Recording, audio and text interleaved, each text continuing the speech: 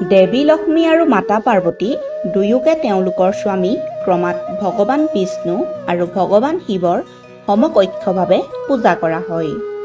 দেৱী লক্ষ্মীক ধন সম্পদৰ অধিষ্ঠাত্ৰী দেৱী বুলি কোৱা হয়।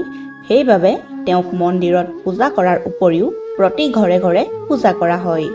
পৰিয়ালত সুখ সমৃদ্ধি বৃদ্ধি হ'বৰ কাৰণে সকলোৱে লক্ষ্মীক প্ৰসন্ন কৰিবলৈ তেওঁৰ পূজা অৰ্চনা কৰে। কিন্তু আপুনি এটা কথা মন কৰিছেনে যে লক্ষ্মী দেৱী ইমান পূজনীয় হোৱাৰ পিছতো ভগৱান বিষ্ণুৰ চৰণতহে তেওঁৰ স্থান কিয়? আপুনি কেতিয়াবা ভাবিছেনে ইয়াৰ অৰ্থ কি হ'ব পাৰে? নাইবা স্বামীৰ চৰণ স্পৰ্শ কৰি থকাই পত্নী ধৰ্ম হ'ব পাৰে নেকি? মা লক্ষ্মী ভগৱান বিষ্ণুৰ চৰণৰ ওচৰত এনেয়ে বহি নাথাকে। ইয়াৰ বহুতেই বেছি মহত্ব আছে আৰু আজি আপোনালোকক ইয়াৰ সৈতে জড়িত পৌৰাণিক কাহিনীৰ বিষয়ে ক'বলৈ লৈছোঁ। এই পৌৰাণিক কাহিনীটো মা লক্ষ্মীয়ে নাৰদ মুনিৰ আগত অৱগত কৰিছিল। নাৰদ মুনিৰ এটা বিশেষ বৈশিষ্ট্য আছে যে তেওঁ প্ৰতিটো কথা জানিবলৈ সদায় উৎসুক হৈ থাকে। সেইবাবে এদিন উৎসুকতাৰে সৈতে দেৱী লক্ষ্মীক সুধিলে যে দেৱী, আপুনি ভগৱান বিষ্ণুৰ চৰণ কিয় হেঁচুকি থাকে? দেৱীয়ে বহুতেই সহজভাৱে নাৰদ মুনিক ক'লে, মনুষ্যৰ পৰা আৰম্ভ কৰি সকলো দেৱ দেৱতাৰ ওপৰতেই গ্ৰহ নক্ষত্ৰই ভাল বেয়া প্ৰভাৱ পেলায়। তেওঁ ভগৱান বিষ্ণুৰ ভৰি হেঁচুকি থকাৰ মূলতে হ'ল এই গ্ৰহবোৰৰ বেয়া প্ৰভাৱ শেষ কৰা। আচলতে এগৰাকী স্ত্ৰীৰ হাতত দেৱতাৰ পৰম গুৰু বৃহস্পতিয়ে নিবাস কৰে আৰু পুৰুষৰ ভৰিত দৈত্যৰ গুৰু শুক্ৰাচাৰ্যই নিবাস কৰে। এনেকুৱাত যেতিয়া পত্নীয়ে নিজৰ স্বামীৰ ভৰি হেঁচুকি থাকে তেতিয়া গ্ৰহৰ বেয়া প্ৰভাৱৰ পৰা বাচি থকাৰ লগতে ধন সম্পত্তিৰ যোগো প্ৰাপ্ত হয়। ভগৱান বিষ্ণুৱে লক্ষ্মী দেৱীক নিজৰ প্ৰেম ভক্তি ভাৱৰ বলতেই লক্ষ্মী দেৱীক নিজৰ বশত ৰাখিছিল। লক্ষ্মী দেৱী সদায়ে তেওঁৰ লগতেই থাকে, যিয়ে সদায়ে সকলোৰে কল্যাণ হোৱাটো বিচাৰে। বিষ্ণুৰ ওচৰত থকা লক্ষ্মী দেৱীৰ বহুতো ধন আৰু সম্পত্তি আছে।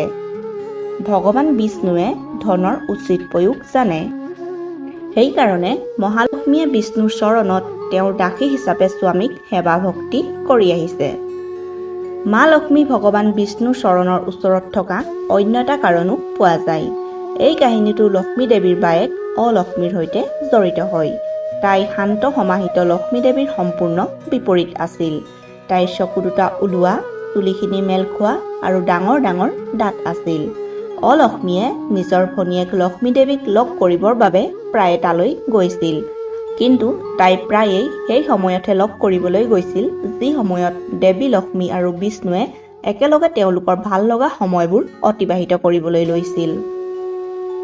বায়েকৰ এনেবোৰ আচৰণত দেৱী লক্ষ্মীৰ অলপো ভাল নালাগিছিল আৰু তেওঁ অলক্ষ্মীক কৈছিল, তুমি মোক আৰু মোৰ স্বামীক অকলশৰে থাকিবলৈ কিয় নিদিয়া?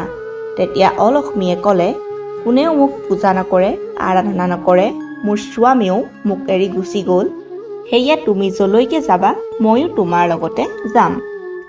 তেতিয়া দেৱী লক্ষ্মী ক্ৰোধিত হৈ পৰিল আৰু আৱেগত অলক্ষ্মীক অভিশাপ দিলে যে মৃত্যু দেৱতা তোমাৰ স্বামী হয় আৰু য'ত লেতেৰা, ঈৰ্ষা, লোভ, আলস্য থাকিব তাতেই তুমি বসবাস কৰিবা।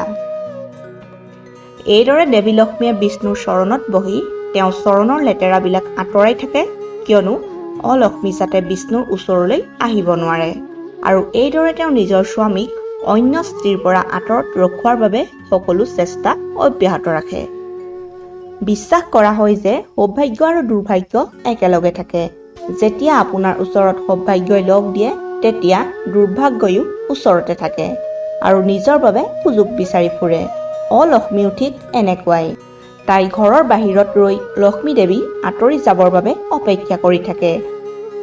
য'তে বেয়া মনোভাৱ থাকে তাত লোভ, ঈৰ্ষা, পতি পত্নীৰ মাজত কাজিয়া, অশ্লীলতা, ক্লেশ আৰু কাজিয়াৰ পৰিৱেশৰ সৃষ্টি হয়, তাতে অলক্ষ্মীয়ে বসবাস কৰে। অলক্ষ্মীক আঁতৰত ৰাখিবৰ কাৰণে আৰু লক্ষ্মী দেৱীক আমন্ত্ৰণ কৰিবৰ কাৰণে হিন্দু ধৰ্মৰ প্ৰত্যেকৰ ঘৰতে চাফা চিকুণ আৰু সদায়ে পূজা পাঠ কৰা হয়, যাতে ঘৰখনৰ ব্যক্তিসকল নকাৰাত্মক শক্তিৰ পৰা বাচি থাকে।